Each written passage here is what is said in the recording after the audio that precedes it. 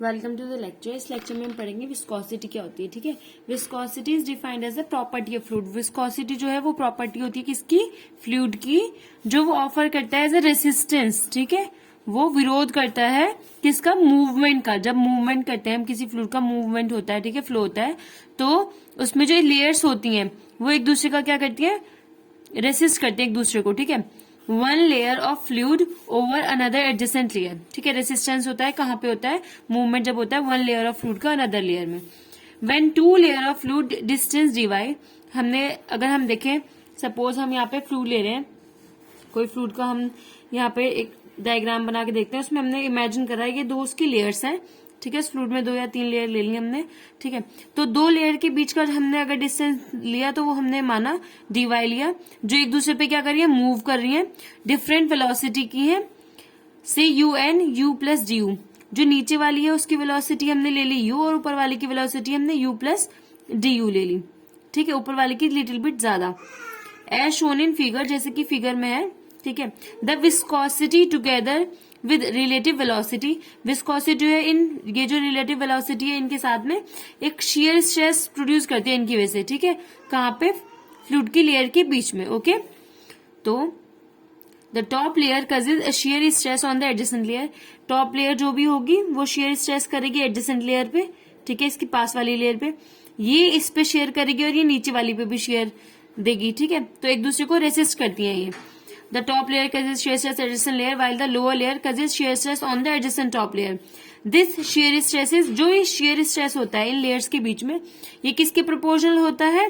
Rate of change of velocity, कितनी velocity change हो रही है with respect to y distance। ठीक है, दोनों layers के बीच का कितना distance है।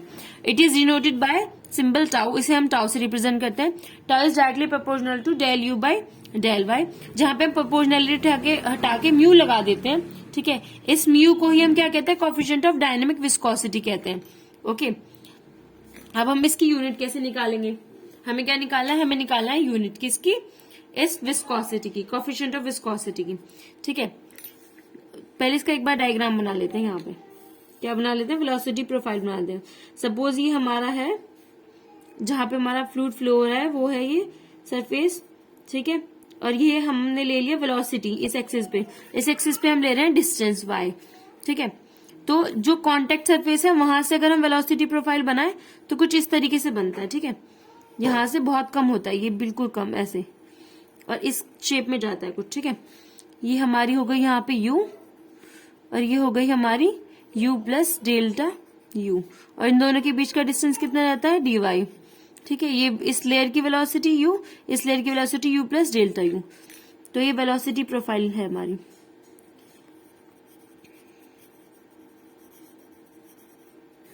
अब हम इसकी निकालते हैं यूनिट।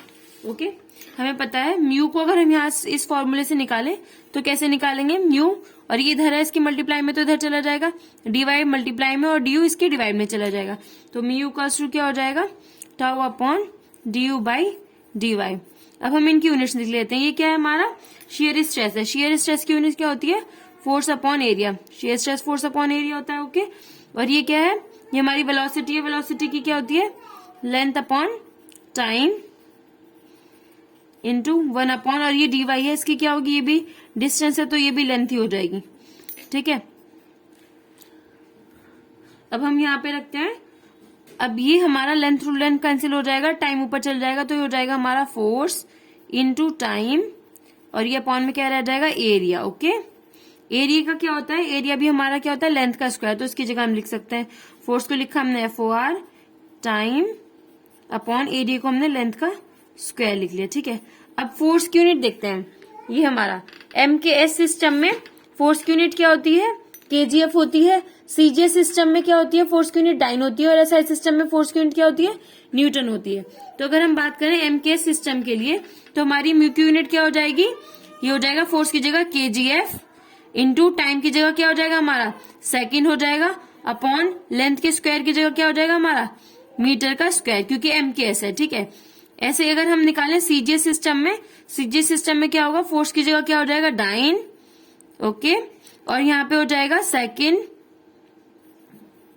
और यहाँ पे हमारा क्या हो जाएगा अपॉन में, अब देखो सीजीएस सिस्टम है तो यहाँ पे मीटर स्क्वायर नहीं आएगा, यहाँ पे सेंटीमीटर स्क्वायर आएगा, ओके, क्योंकि सीजीएस है। अब हमारा एसआई यूनिट में क्या होता है, फोर्स की यूनिट होती है हमारी न्यूटन। ऐसे अब हम यहाँ पे फोर्स की जगह रखेंगे न्यूटन, टाइम की जगह इसमें भी सेकंड होता है, अपॉन लेंथ में मीटर का स्क्वायर, ओके। तो हमारी तीनों यूनिट निकल गई हैं किसकी, कोफिशिएंट ऑफ विस्कोसिटी या कोफिशिएंट ऑफ डायनेमिक विस्कोसिटी की। ठीक है, इस लेक्चर में इतना ही। Thank you so much.